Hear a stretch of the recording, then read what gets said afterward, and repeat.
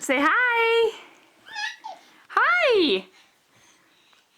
So I just want to film them right now because who knows where they're going to be while filming this video, because they go all over the place. So they're probably not going to just sit with me like they used to, huh? Yeah. Yeah. Oh. June just started to take steps. Can you show us all?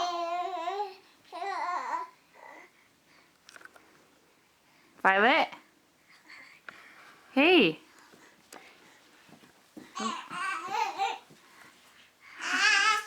Hey guys, so today we're doing the girls' 9 and 10 month update. I did not get around to filming their 9 month, so we're doing this combined. I have a lot to talk about in this video. I feel like so much has changed in the last 2 months. So I hope you guys all enjoy today's video. I hope you guys get a lot of good information, and we will see how long they're going to be in this video for. My mom's coming over in a little bit. I would say that around 9 months, it got really hard as far as you had to watch them all the time because they just were learning to stand up and pull themselves up on things, but they weren't very stable, so they would fall all the time. So I felt like around 9 months, I could never leave them anywhere. But once they hit 10 months, they were a lot more, they could balance a lot better, and it's just been easier than 9 months. So that's something that I noticed. I feel like now they can play for a little bit longer than they used to. Before it was like, she's just staring at the camera. I don't usually take them into our room anymore because, she's fine, it was just her feet. Because everything in here seems like dangerous now. Before they couldn't really, I don't know, do much in here, and it was like the safe zone, but now it's better out in the living room. So that's usually where we spend most of our time. June is really fast now. Like when she crawls, she is super quick, and they both now have taken like a couple steps. Yesterday, June took like 3 to 4. Yeah. And Violet has taken like 2 maybe. Violet's definitely a little bit more on the cautious side. She is a little more afraid and timid of things.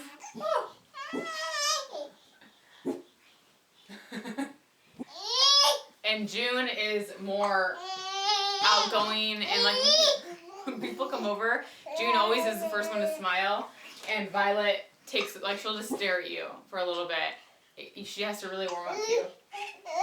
Hi! Wow, good job. They haven't been in our room in a really long time. No, you can't get that. Oh my god. You want everything you can't have. And your nose is disgusting. Okay, we're going over there. Alright, we're going to have to go into the living room because this is danger zone. Alright, so I have a little bit of notes that I wrote down, just some things that I wanted to remember to talk about. Hi! You're going to want this, aren't you? They are definitely more clingy now. I don't know if that's just because they have colds, which it probably is, but they like want me to hold them a lot more than they used to. And if I have friends over and they're playing with them and I had left the room and come back in, they'll cry when they see me and they want me to pick them up. So sometimes, like if they're just in here playing and I'm in the kitchen doing something, if I come in, then they'll cry because they want me to pick them up. So if I have to get something done, like cleaning the kitchen, I try to just do really fast and don't let them see me, or else. Violet's taking steps. Oh, good job, you took 1. So that's kind of changed lately. And Violet especially, like if she sees me, she'll cry until I hold her. So I'm thinking it's just a little phase that they're going through. Also, a lot of people ask how we tell them apart. It's so funny. I get all these questions all the time. People saying, are you sure you know who's who? Like, maybe you switch them up. But to me, they look totally different. Like, I don't know how to explain it. I always try to explain it to people, to my friends, to family members, and I feel like if you're with them all the time, you can totally tell them apart. Like, Andrew and I could tell them apart. From the back, they look the same. But It's something about their face. I don't really know. I feel like this is Violet. That's June. I always try to dress them a little different if I have different outfits. And I put Violet in the flowers usually. But June's cheeks are a little bigger. And Violet's chin, it just kind of, hers tapers a little bit more. Ow, that's a sharp bite. And they have completely different personalities. Here's a funny story. So the other day, I had accidentally left our gate that goes to the kitchen open. And the second June sees that open, she crawls so fast to the kitchen. And I'm coming in and I hear the dog dishes banging together. I'm like, oh no. So I go in and June had both of the dog dishes in her hands and the water was everywhere. And Violet was over here reading a book, just staring at June. Like, you shouldn't have been doing that. I told you not to. And I just feel like that totally explains their personalities. One of my friends was asking the other day, like, do they talk the same amount? And I explained it as Violet, when she talks, hi, sweet girl. It's more like gibberish. It sounds like she is actually talking in her own language. Just blah, blah, blah, blah, and she's focused and concerned and always thinking about things. And I said when June talks, it's like she just yells. She's like, ah, ah, ah. She just screams and is loud. And like she'll be quiet for a while and then she'll just start yelling. So they're just so different. June loves stuffed animals. It's really cute. Like this pillow, this is from Mary Myers. And she loves just crawling and laying on it. She'll give it kisses. Are you gonna go over to it right now? Aww, it's so soft, isn't it? And they give kisses, which is so cute. Violet started doing it first. Like all of a sudden you'll be holding her and she'll just go and stick her tongue out. And it's so sweet, but she's very particular with her kisses. She doesn't just give them out all the time. They are about 20 pounds right now. They're in size 4 diapers still. And for clothes, they're in like size 9 to 12 months. Hey. Oh, I love you. Oh, you're so cute. They also get really jealous now of each other. So if I'm holding Violet and June sees, she'll cry and want me to pick her up. So, what are you doing? Okay. You just want me to hold you? Yeah, you just want me to hold you all day long.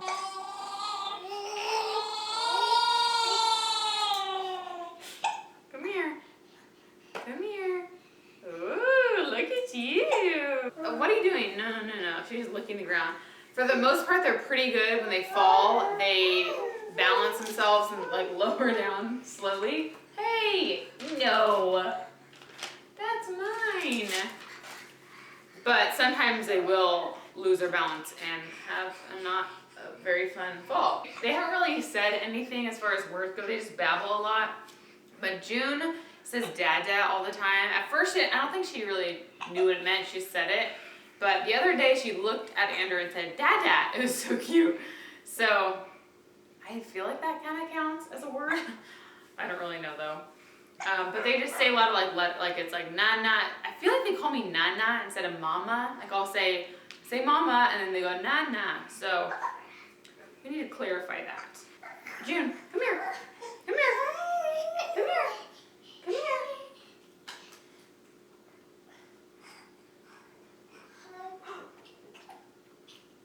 Keep going. Keep going. Come on. Keep going. Oh my god. Oh my god. Yay! And we got that on camera. I hope that was in the frame. I'm back. The girls are now asleep. I ended up going to the post office and to Target while my mom was here. So I wanted to now talk about food, talk about what the girls are eating as far as solids go. So I'm pretty sure I started introducing actual foods, not just pureed foods, around 9 months. Actually my mom kind of suggested it to me, but then also just because they weren't really wanting to eat when I would spoon them the food, they would try to grab the spoon themselves, and you could just tell they kind of wanted to do it themselves. So I think I gave them bananas first and they loved it. They were eating it so fast, and it obviously took them some time to get used to chewing it because they only have 2 teeth, so they have to gum it. but I just cut it up really little, and it was a really ripe banana, and they really liked it. And it's funny because Violet was never eating as much as June, but then the second I started giving her food that she could actually pick up herself, she started eating more than June. So I think she just wanted to do it herself. The other types of foods that I was giving them in the very beginning was avocado. I cook sweet potatoes. I'll just roast them in the oven and then peel the skin off and then cut that into little pieces. So I do that sometimes. I have pears usually on hand, peas and corn. I try not to give them too much corn because I feel like corn's kind of nothing. But they do love both peas and corn, and you just see it in their diapers. And June always tries to steal Violet's corn. She loves corn. They've also had rice, brown, like organic brown rice, watermelon, and what else? I feel like there's more. I've given them eggs still, not a ton because they do get constipated when they have eggs. So every now and then I'll give them egg yolk, and I just scramble it up. Before I was doing like hard-boiled egg with egg yolk. And the reason for not giving them the whites is just because they say up until a year it's hard to digest the whites, so I just do the yolk. It's really nice to just be able to give them foods because I can just cut it up and it really keeps them occupied and they love it. They really like to feed themselves. So the next thing I wanted to share with you guys is something that I'm going to introduce to the girls today actually. Once they wake up and once I give them their food. This company is called Spoonful One. They reached out to me and they wanted to sponsor this video, and I thought it was a perfect fit because I love sharing companies with you guys that align with what I'm all about. And you guys know that I don't eat gluten. I am sensitive to gluten, and this just, it made sense to me, and it just seemed like something that I felt like a lot of you guys would really care about. So this was created by a Stanford pediatric allergist and also a mom of 5, and she wanted a way for kids to get to know and get accustomed to foods that are responsible for 90% of allergens. I'm gonna open this up, look how cute this is. So basically it's gentle portions of common foods that are known for causing allergies. So here is what it looks like. You get this little mixing bowl and spoon, and then here is, it's called the Daily Protein Mix-In Dietary Supplement. So it contains peanut, milk, shellfish, tree nuts, egg, fish, wheat, and soy. It says it's not for children who already have a food allergy. It's kind of to help prevent that. So add Spoonful One to your child's daily diet once you've started feeding solids, and continue as a regular part of their diet as your child grows. So it's a powder that you mix into cereal, mashed fruits, or vegetables, whatever your child is eating. I just thought this was a really smart thing, and I also like it because there's no artificial anything in here. It's made with real foods. There's no artificial dyes, sweeteners, or anything like that. So I will use this later on today. I'll insert a clip so you can see how it works. But if you're interested in this, I will put the information down below if you want to check it out. And I'm excited to start giving it a go. I'll give you guys an update too. Like next month, I'll let you know how it's going. Also introduced these kind of earlier on. They're by Happy Baby, and they're organic creamy. So this one has apple, spinach, pea, and kiwi, and they're 40% veggies and dairy free because these ones are made with coconut milk. And in the beginning, I would break these up into little pieces, but now they can just take them whole and it melts in their mouth. So they really enjoy those. The other ones are the Happy Baby Superfood Puffs. These ones are more like Cheerios. And it says on the package when you can start giving these to them. Crawls without tummy touching the ground. Eats thicker solids with larger pieces. And just a couple of things. And when they can start picking things up with their finger. They also love these pouches. I started giving these to them. Kyla, would you relax? A couple weeks ago. And Violet especially loves to just hold them. And she drinks them. It's crazy, but I have to kind of control it because she will spill it everywhere. But they have some that are just stage 1 with very basic things in them. I get stage 2 and it has like a combination of fruits and vegetables, but they like these a lot more than jarred food now. I think maybe just drinking it, I don't know why. So now that we've covered food, oh, the one last thing I wanted to share with you is the formula. We're still using the Babies Only Organic. Also, this is just the dairy one. I also use the one with AHA and ARA, but it is a little bit more expensive, so if it's on sale, we get that one. If not, we just get the dairy. And yeah, let me go through a typical day, like sleep and feedings, and just kind of let you know what that looks like, and then I'll talk about sleep stuff. So usually the girls wake up around 6 o'clock in the morning. Sometimes it's earlier, 5:45, but usually it's around 6 to 6:30 now. They've been sleeping a little bit longer, and it's amazing. And then once they are awake, they each get a bottle. So 6 ounces of milk, and then I give them some food, like actual food, about an hour and a half later. Sometimes it's an hour, sometimes it's 2 hours. It just depends on what we're doing. But then I will sit them down in their high chairs and give them like a half of a banana, some of those little Rice Crisps, a jar of food, just a couple different things. And then they will go down for a nap, usually around 9 o'clock. So my kind of rule of thumb is I have them up for at least 3 hours in between their naps. So once they go down for a nap around 9 in the morning, they usually sleep for about an hour to an hour and a half. So then they're up around 10:30. They get another bottle when they wake up of 6 ounces of formula, and then I'll feed them some more food, and then they go down for their afternoon nap, usually around 2 o'clock. So that is what's happening right now. They're asleep. What time is it? It's 3 o'clock, so they will wake up anytime now. So let's hope they sleep a little bit longer so I can finish this video. And usually they sleep in the afternoon, again, like an hour to an hour and a half. Sometimes it's 2 hours, but usually it's an hour and a half. And then they get another bottle of 6 ounces of milk, and then a little bit more food, about an hour. Usually around 5 o'clock is when I give them some food. And then at 6:30-ish is when we give them their night bottle. And I give them 8 ounces of milk then, of formula.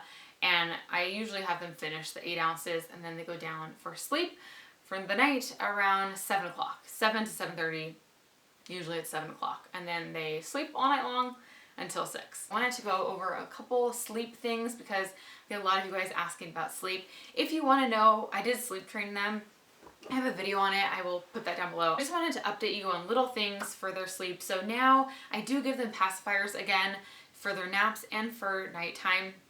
We cut the pacifiers once they hit 4 months is when we sleep train them. And I took the pacifiers away completely, and because I wanted them to learn to self-soothe.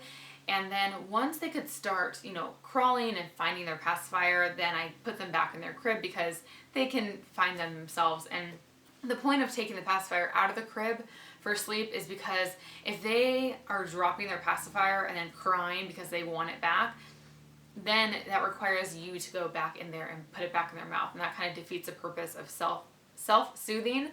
So now that they don't need me to put the pacifier back in their mouth, now I can give it to them, if that makes sense. So we still use these sleep sacks. I have the Halo zip-up ones and also the Love to Dream ones.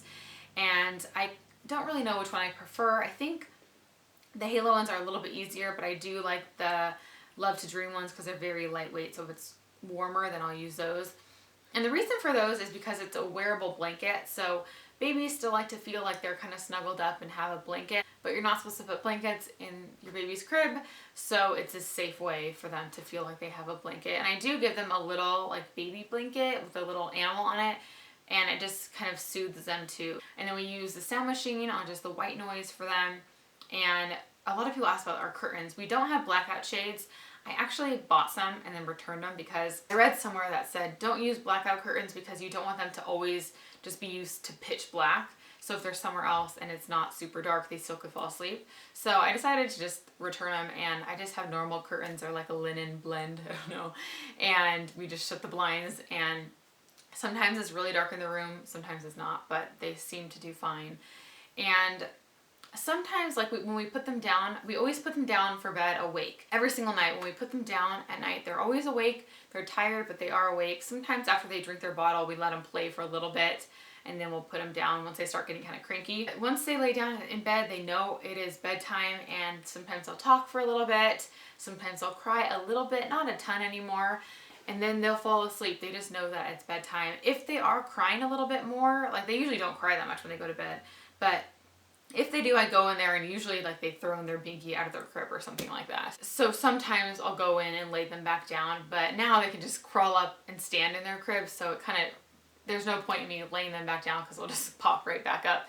They will talk to each other though, and that was something that once they started to sit up and stand in their crib, it was like a whole new thing because they wouldn't go to bed because they could do all these new things now. But it just took a week, and then they started getting used to it, and now they know that they have to lay down and go to bed. It just seems like every time they hit another milestone, sleep is a little tricky for a little bit, but then it goes back to normal. So I found that they were talking to each other a ton in the beginning, like 30 minutes, they'd be just talking. And then they'd eventually go to bed. But now they don't do it that much anymore. If they ever do wake up for any reason, if Andrew and I are just like out watching TV and we hear one of them start crying, usually it's like, it's not normal. So I'll just go in there and I'll see what's going on. Typically I'll look at the monitor first and I'll just lay them back down and just like, shh, it's okay. And I'll give them their pacifier and they'll be fine. My one piece of advice for sleep is to not run to the room if you hear them. Like if it's like a really loud, bad cry, obviously, yeah, something's probably wrong. But if they're just like kind of talking and crying a little bit, like soft, gentle cry or something, I usually just wait and they will figure it out and they'll lay back down, like especially after their naps. If it's only been like 45 minutes or even if it's been an hour and I hear them just kind of talking or maybe crying a little bit, I just wait to go in there. Because sometimes they'll fall right back asleep and they'll sleep for another hour or another 30 minutes. So that's my biggest tip, is to just kind of wait. Don't just run to the room the second you hear them, and just give it a sec. I also get a lot of questions from you guys asking if they wake each other up. And that's usually not a problem. They're used to each other by now. And if one wakes up, I usually grab them before the other one really notices it. But it is nice when one wakes up first, because then I have that time to give her her bottle and then I can put her down, let her play, and then usually the other one will wake up within 5 to 15 minutes or so. If it's any more than 15 minutes, I'll wake her up. Actually, lately I haven't really been wanting to wake them up as much, just because they only take 2 naps now, so I feel like I just want to let them sleep a little more. But most of the time they are up within 15 minutes of each other. When they do wake up at the same time, it is kind of tricky. So what I do is I'll get their bottles ready and then I'll prop up pillows on the ground and just lay them there and then feed them their bottles like that. And they'll usually scream until I get their bottles ready, but then they're happy. They definitely scream when they want their milk. They are not always happy, but I mean most of the time they are happy. Usually when they're crying, it's for a reason. It's that they're hungry or that they want me to pick them up. And yeah, they're pretty good now. I feel like in the very beginning it was really tough and I just thought they cried all the time. And now it's just like every month is new things and new challenges, obviously, because there's different things that they're doing, different things you have to worry about. But overall, it's a lot better and a lot just more fun. They are very entertaining. I just could sit there and watch them all day long. But unfortunately, I do have other things that I have to do, so I can't do that. So that's why I have to keep them barricaded in. And a lot of people are like, how do you like get anything done with them? Aren't they just always on you? Yes, they are, but you have to find little moments. Like if they are playing together and quiet, then that is when I'll like run out of the room and like clean up the kitchen or like put in a load of laundry. So like those moments where they're quiet and content is when I have to like notice it and notice that I have to go do something quick, because it doesn't last that long usually. So the second they realize I'm gone, they usually cry. So then I'm back and it's back to playtime. But I'm gonna go get my bottles ready. That's something I like to do, is just get my bottles ready before they wake up, so that it's one less thing that I have to stress about, one less cry that I have to hear. When you're prepared, it makes things a lot easier. If you guys have any more questions, stuff that I did not talk about, go to my Instagram and leave me a direct message, because if I get like a lot of the same question over and over again, I'll just talk about it on my Instagram story, and that's just a really easy way to do it. So anyways, thank you guys so much for watching. Thank you guys for all the support. You are amazing. I love hearing your comments and hearing your messages on my Instagram and seeing pictures of your guys' babies and seeing or hearing that you're going through the same types of things. It's the best and it's so amazing, and I feel so fortunate to have this space to share things with you guys, and I just am so grateful for you all. Thank you again for watching and spending the time with me, and I will see you very soon in my next video. And if you have Instagram, head over there and I will most likely be on my story. So I'll talk to you later. Bye. Okay, so I'm going to mix this up. So I'll get a packet for each girl. And we have some food that I'll mix it in with. So let's pour that in, a little bit of that. Do some of this. One for you, one for you. And it's not supposed to taste like anything, so you can mix it into whatever you want.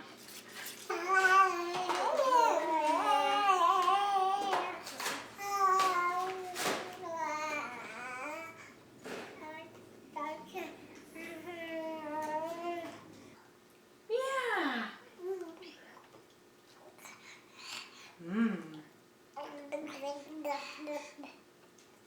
That's so yummy.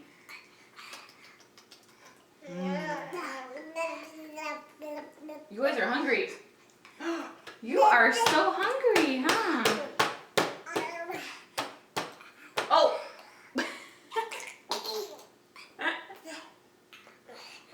It's all over your face.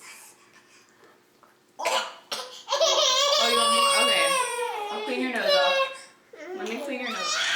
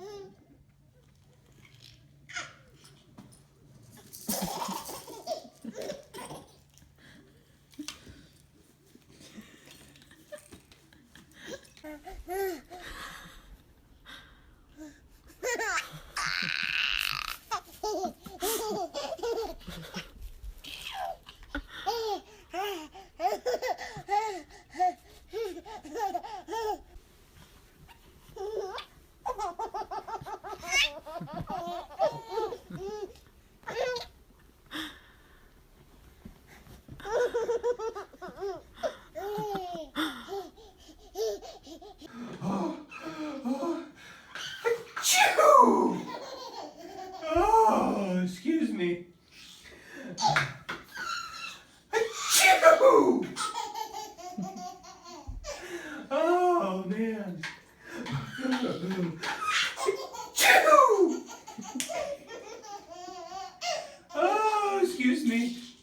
Can you go? Ooh. Do your funny face. Ooh.